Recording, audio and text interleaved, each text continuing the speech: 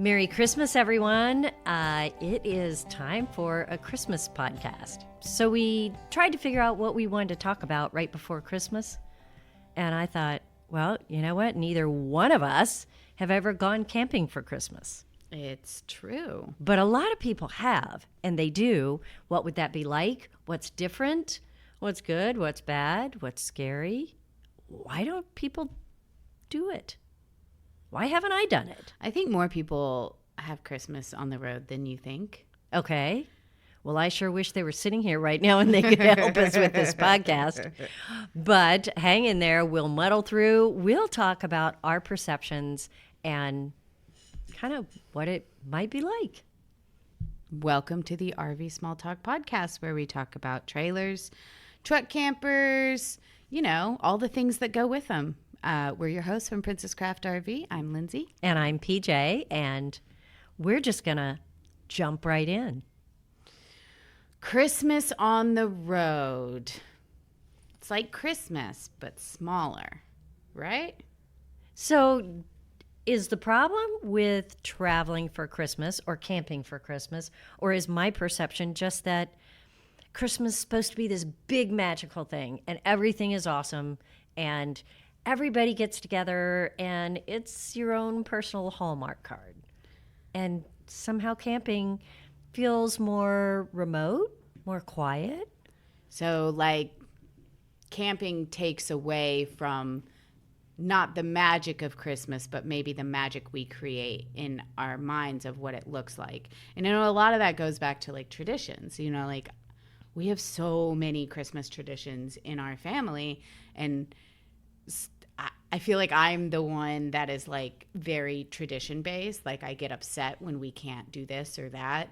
I mean, you are so tradition based. It's just like it feels good, I guess. And yeah, I totally understand that's not the point of Christmas and blah blah blah. But that's kind of what we expect. Yeah, I still like the So trying to think about Christmas on the road. I mean, we have to talk about traditions. If you have certain things that you always do on Christmas, I feel like you'd have to manage your expectations of how many of those you could essentially take on the road with you. Okay, but I just have to stop you right there, because that sounds like you have to lower your expectations and dial it back. Who wants to do that at Christmas? That's why I'm not camping for Christmas.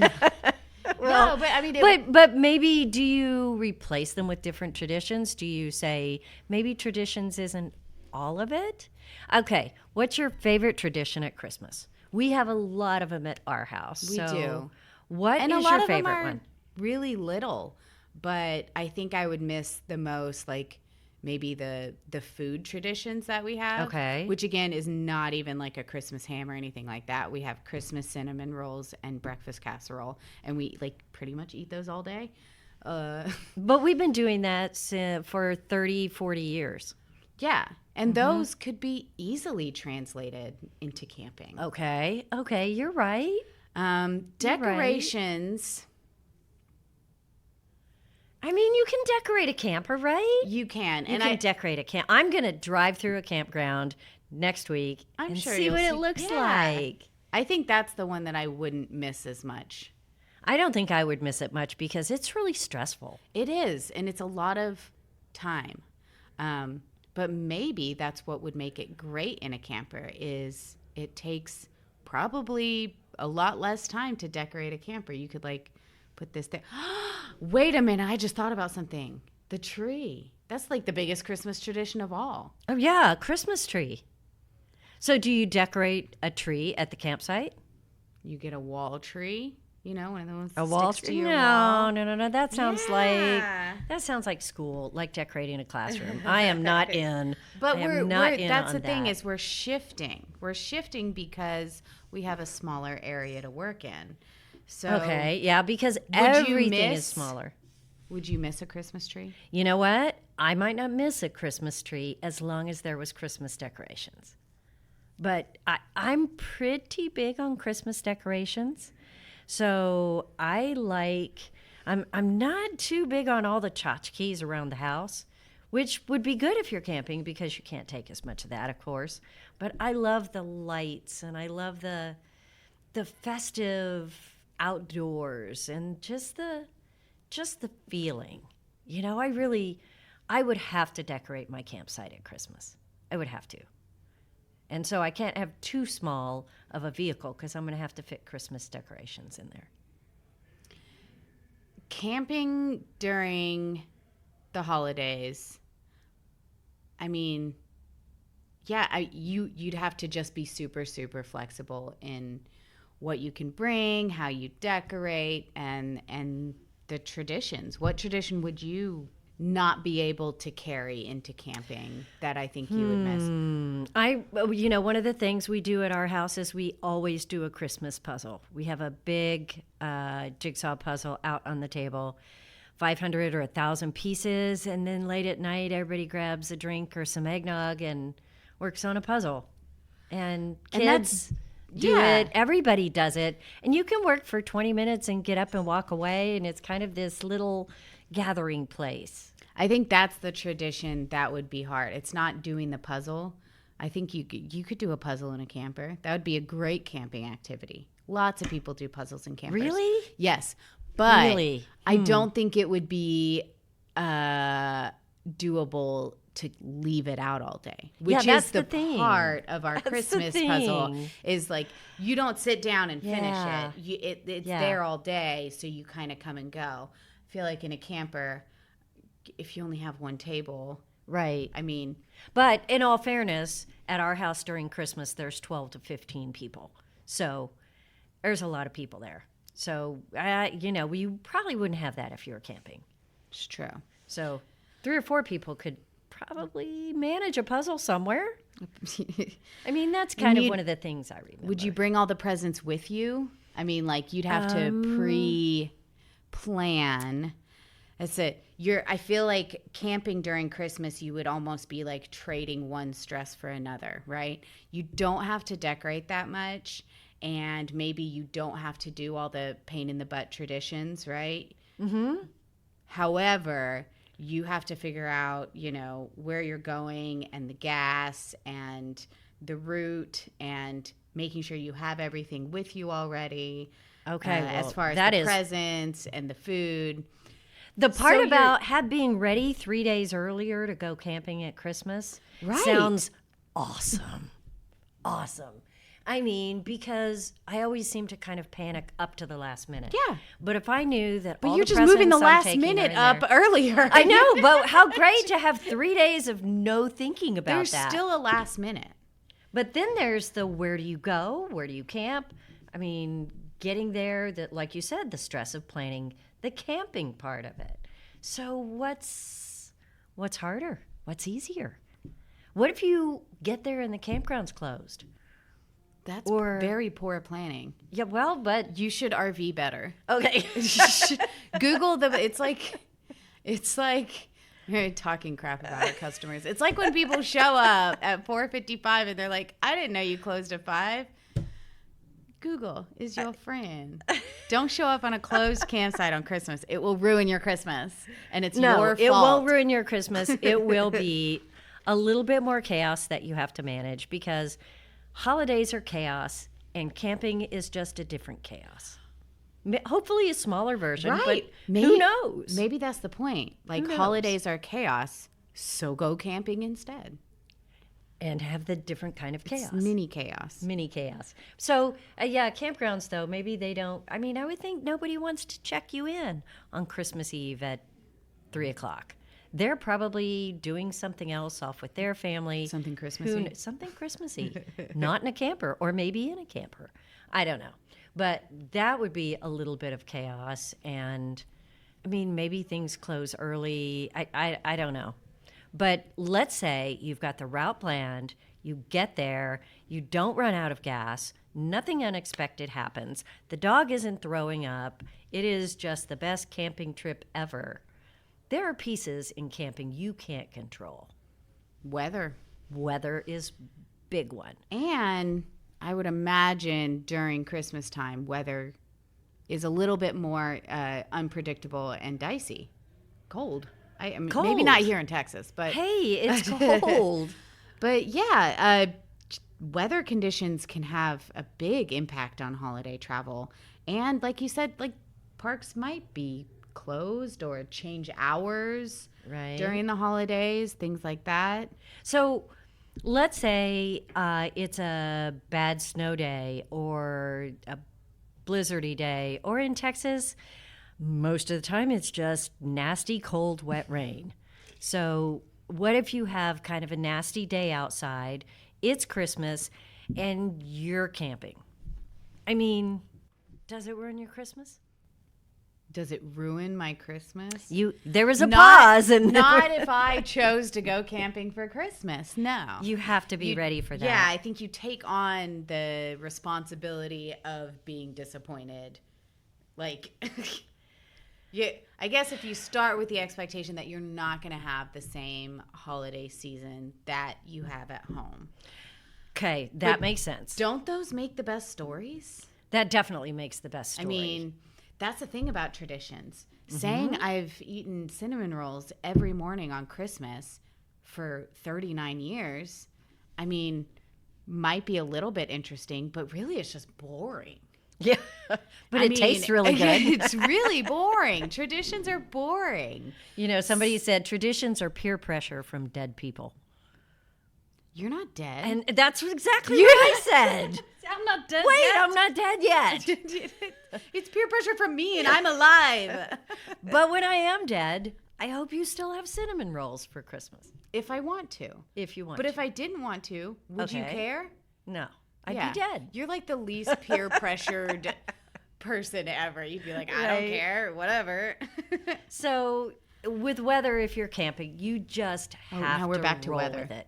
Yes, What is- because I'm sitting here thinking that bing, bing, bing, bing, yeah, bing, bing, you know bing.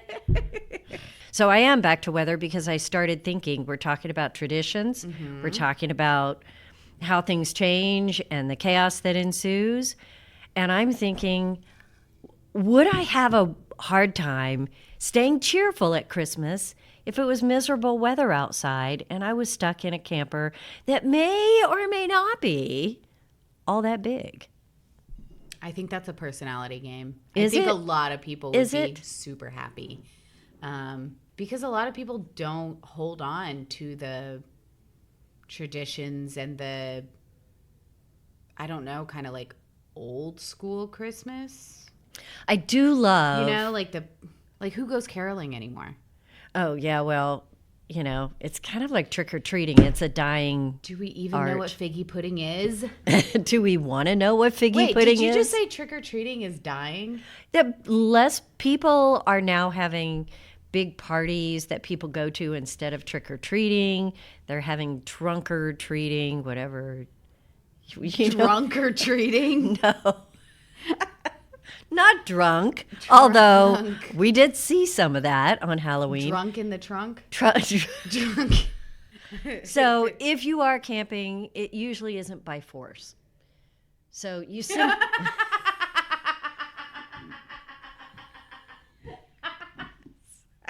Unless you got shoved in the trunk. If you're camping, it's usually not by force.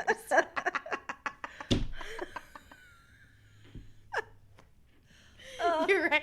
This is can't do supposed to this. be fun, people. well, you know what I mean. I'm crying sorry. here. When you said that, I just imagined someone like popping out of the trunk of a car and being like, oh man, Christmas camping. I hate this. Okay. Sorry. You're right. Go ahead. Continue on. Well, I will phrased another way that will keep me out of trouble. Maybe is that you chose to go camping, and so You're crying. you know we started this podcast. We have to admit we were thinking it might be a little dry. And I did not expect to be That's laughing when so things hard. get weird, though. Is it? Yeah. That's Oh. why we shouldn't go camping on Christmas. I think, yeah. I will tell you, camping on Christmas, when you really get down to it, I could deal with weather because you'd plan for it. You'd plan for a few inside things that you would love to do to relax before, after, and in the middle of Christmas, right? I would make a plan for that just like I make a plan for 15 people coming to my house, right? Right. And you would make a plan for it just like you do with any camping trip, right? Right, You right, should right, right. never be going camping and being like, I am not prepared for any weather. I hope it's good, Like that's part of camping. So yeah, you got to have the built-in, like, I might be disappointed in the weather. The only thing that would slow me down from camping, I could deal with weather, I could deal with smaller space, I could deal with carrying less stuff, I could decorate the outside, and I'm not big on that. I should be, and I love going to our rallies where everybody decorates everything outside, and it's so cool. We had Halloween theme last fall, so fun. I mean, I'm not that guy, but I would definitely decorate for Christmas. Here's what I would miss. I would miss those 15 people. I would want them to all camp with me. Are you saying Christmas for you is about the people in your heart? No, the people at my house. I got lots more in my heart. I was going to say, like, I agree with everything except for I think it might be, I mean, like, yeah, I would miss the people. But I could see them the day after Christmas. I would really miss the food. Okay. I'm about people, you're about food? Yes. Okay. Yeah. Well, we're figuring I'm here. We're learning about each other. And I'm okay with whoever judges me on that. But, like, yeah, I don't, something about the food during holidays, not just Christmas, but, like, the food during holidays is what, it's like the glue. Do you suppose maybe they'll invite us onto a cooking show sometime so we can say all this? Because food is probably 80% of our tradition. It's true. When you look at it. So how much of that could be translated to a camper? Well, mimosas translate. Especially without 15 people, right? If you're one person or a couple, I mean, are you really going to cook an entire breakfast casserole, orange cinnamon rolls, Sure. make the eggnog, make the mimosas? Just on a smaller scale, you certainly could do it. Well, then sign me up. Or maybe you just I'm invite leaving you at home. Maybe I go to a campsite and I invite all those 15 people to come to the campsite. Yeah. I just hope it doesn't rain because they won't fit in my trailer. They didn't plan for it. They will not fit in my trailer. So I Do you have don't know. any crazy, like, do you have any crazy Christmas stories where things didn't go your way, or the holidays, or the food, or sorry, the weather, or the food, or the people, and it still felt like Christmas? Yes, of course. We have a ton of them. I mean, do you remember that crazy cat that used to climb the Christmas tree?